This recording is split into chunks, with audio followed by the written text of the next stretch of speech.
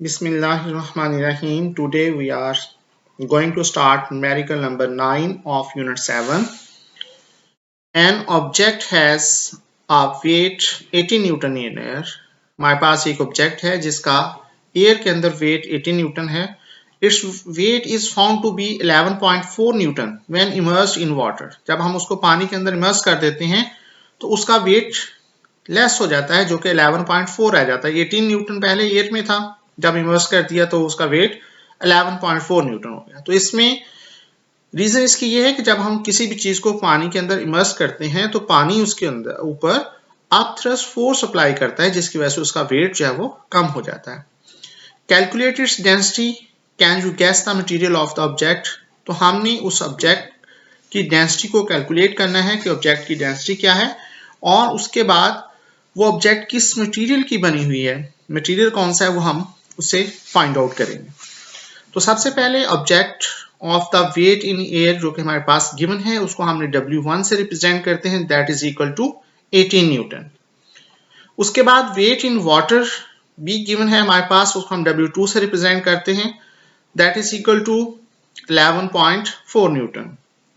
Density of water जो है वो क्वेश्चन के अंदर गिवन नहीं है, वो हमें खुद नोन होनी चाहिए, हमें खुद मालूम होनी चाहिए कि डेंसिटी ऑफ वाटर जो है जिसको आप रो से रिप्रेजेंट करते हैं that is equal to 1000 kilogram पर मीटर क्यूब. डेंसिटी का फॉर्मूला हमारे पास मौजूद है, that is equal to W1 over W1 minus W2 multiplied by रो.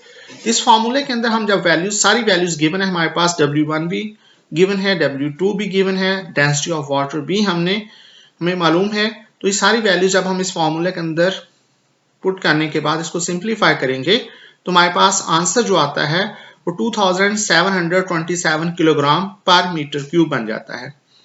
तो उसके बाद हमने ये उसकी डेंसिटी आ गई ऑब्जेक्ट की जो हम कैलकुलेट करना चाहते थे. उसके बाद हमने इस मटेरियल को गैस करना है कि ये मटेरियल किस चीज का बना हुआ है. तो ये जो आंसर हमारे पास आया है 2727 किलोग्राम पर मीटर क्यूब, ये डेंसिटी है that this density is very nearly equal to the aluminium of density of the aluminium. ठीक है, तो इसका मतलब है हमें कैसे पता चलेगा कि ये ऑब्जेक्ट जो है वो एल्यूमिनियम से बनी हुई है, क्योंकि एल्यूमिनियम की डेंसिटी जो है वो 2700 के करीब है, 2700 किलोग्राम पर मीटर क्यूब के करीब है. इस वजह से ये जो ऑब्जेक्ट है इसको हम गैस कर लेंगे कि जो ऑब्जेक्ट है ये एल्यूमिनियम की बनी हुई है. ठीक है, चलिए जी नेक्स्ट क्वेश्चन की तरफ आते हैं. नेक्स्ट क्वेश्चन है solid block of would of density 0.6 gram पर सेंटीमीटर क्यूब. एक ब्लॉक है जो कि वुड का बना हुआ है, उसकी डेंसिटी उन्होंने बता दी है कि 0.6 ग्राम पर सेंटीमीटर क्यूब उसकी डेंसिटी है. वेट इन एयर उसका दिया हुआ है that is equal to 3.06 newton in air. हमने दो चीजें कैलकुलेट करनी है यहाँ पर, the volume of the block in air calculate करना है हमने, और दूसरी चीज volume of the block when immersed in liquid of density 0.9 gram पर सेंटीमीटर क्यूब. तो जब हम उस ब्लॉक को लिक्विड के अंदर इमर्स कर देंगे जिसकी डेंसिटी गिवन है that is equal to 0.9 gram पर सेंटीमीटर क्यूब, तो उस वक्त उसके वॉल्यूम के ऊपर क्या इफेक्ट होगा ये चीज हमने कैलकुलेट करनी है. तो सबसे पहले जो गिवन डाटा है हम उसकी तरफ आते हैं. Density of the block in air हमें गिवन है क्वेश्चन के अंदर, दैट इज 0.6 ग्राम पर सेंटीमीटर क्यूब है. Weight of the block in air वो भी मौजूद है हमारे पास क्वेश्चन के अंदर, that is 3.06 Newton. Density of the liquid भी उसने बता दी है, that is equal to 0.9 gram पर सेंटीमीटर क्यूब. दो चीजें हमने अब कैलकुलेट करनी है, volume of block in air वो कितना है, उसके बाद जब हमने इसको पानी के अंदर इमर्स कर दिया लिक्विड के अंदर तो उस वक्त उसका वॉल्यूम कितना है. तो वॉल्यूम का फॉर्मूला हमारे पास जो होता है वो वॉल्यूम इन एयर हो या वॉल्यूम इन वाटर हो, वो दो चीजों की रेशियो है हमारे पास, मैस ओवर डेंसिटी. मैस और डेंसिटी की रेशियो है. लेकिन जो गिवन डाटा है हमारे पास उसमें हमें मैस मालूम नहीं है, मैस नहीं दिया हुआ. लेकिन ये weight of the block in air जो गिवन है हम यहां से उसकी मैस कैलकुलेट कर लेंगे. W is equal to 3.06 newton given है, हम जानते हैं कि W is equal to mg के इक्वल होता है, mg इज इक्वल टू 3.06 बन जाएगा हमारे पास. और यहां से हम मैस कैलकुलेट करना चाहते हैं तो g जो है दूसरी तरफ जाकर डिवाइड हो जाएगा। तो हमारे पास क्या वैल्यू आ जाएगी, जी जो है यहाँ पर ग्रेविटेशनल एक्सेलरेशन है जिसकी वैल्यू 10 होती है। तो 3.06 डिवाइडेड बाय 10 करेंगे तो हमारे पास जो आंसर आएगा वो 0.306 किलोग्राम में आएगा। तो हम इसको ग्राम्स में कन्वर्ट कर देंगे, 1000 से मल्टीप्लाई कर देंगे तो हमारे पास 306 ग्राम आ जाएगा। अब हम इसमें ग्राम्स में क्यों कन्वर्ट कर रहे हैं, इसकी रीजन ये है कि हमारे पास जितना भी डाटा गिवन है, डेंसिटी ऑफ द ब्लॉक है और density of the liquid given है, ये दोनों वैल्यूज जो हैं क्वेश्चन के अंदर इनको ग्राम पर सेंटीमीटर क्यूब में ही गिवन है। तो इसलिए हम इस मैथ्स को भी ग्राम में कन्वर्ट कर रहे हैं। या तो ये कर सकते हैं कि हम इन डाटा को केजी पर मीटर क्यूब में कन्वर्ट कर दें दोनों को, और फिर मैथ्स जो है वो भी केजी में रहेगी। या फिर ये है कि ये हम इसको ग्राम पर सेंटीमीटर क्यूब में रहने दे रहे हैं, इस वजह से हम सिर्फ मैथ्स को जो है वो ग्राम में कन्वर्ट कर रहे हैं। तो अब हमारे पास सारी वैल्यूज कैलकुलेट हो गई हैं, मैथ्स हमारे पास आ गया है। तो मैथ्स डेंसिटी पहले ही मौजूद है, तो वॉल्यूम इन एयर जो अब हम कैलकुलेट करना है वो मैथ्स ओवर डेंसिटी का फॉर्मूला हमारे पास मौजूद है। इसमें मैथ्स की वैल्यू 306 हमने फाइंड आउट कर ली है, और डेंसिटी जो इन एयर है वो हमें 0.6 ग्राम पर सेंटीमीटर क्यूब जो है वो गिवन है। जब हम इन दोनों को डिवाइड करेंगे तो हमारे पास उसका आंसर जो है 510 सेंटीमीटर क्यूब आ जाएगा।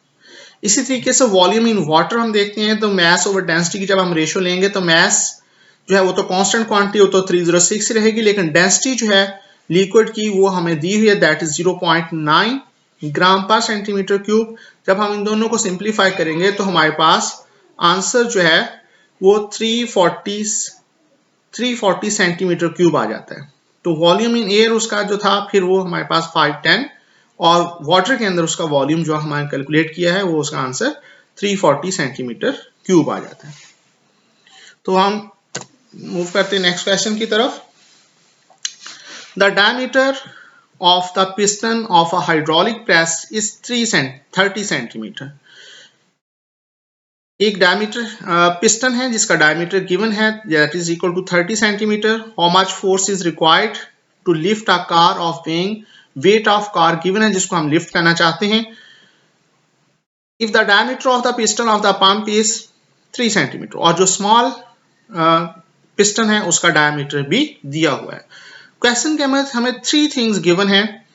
Diameter of large piston given है 30 सेंटीमीटर, उसके बाद diameter of small piston given है that is equal to 3 centimetre, और उसके बाद weighing of the car given है जिसको हम F2 से रिप्रेजेंट करते हैं, 20,000 न्यूटन उसका है।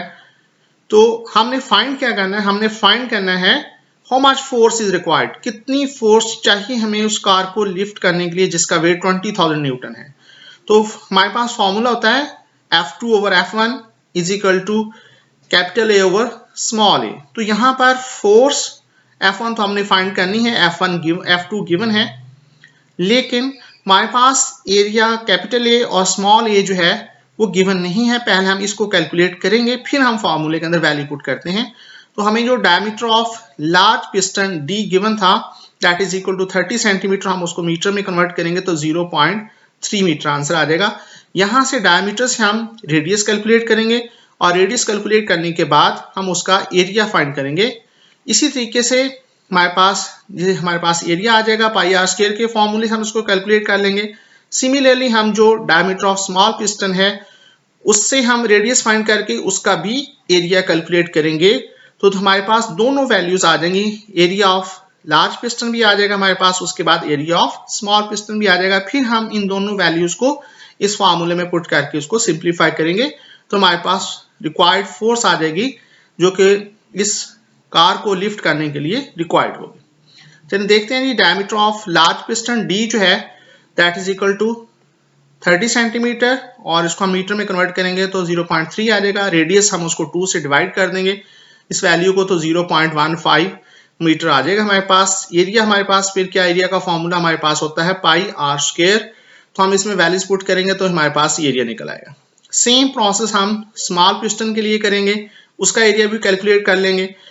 फोर्स में पहले ही गिवन है, इस फॉर्मूले के अंदर जब हम वैल्यूज पुट करेंगे F1 हमने फाइंड करना है, F2 multiplied by A over capital A, values put करके उसको हम सिंप्लीफाई कर देंगे कैलकुलेटर से, तो हमारे पास 200 न्यूटन आ जाएगा। इट मीन्स कि हमें 200 न्यूटन फोर्स जो है रिक्वायर्ड है इस कार को लिफ्ट करने के लिए।